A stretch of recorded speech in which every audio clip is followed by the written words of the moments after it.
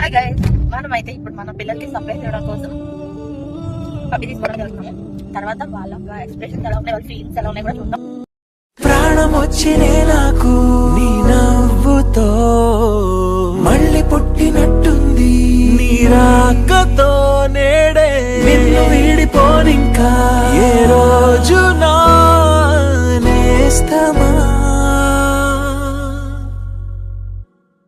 అరే అరే అరే నాకు దిగి వచ్చింది పండగలాగా నువ్వే నడిపిస్తా తోడుగా. తెలిసినది ఇప్పుడే అయిపోయింది నిన్నటి రాగం అన్ని ఆశలకు ఉంటాను ముందుగా.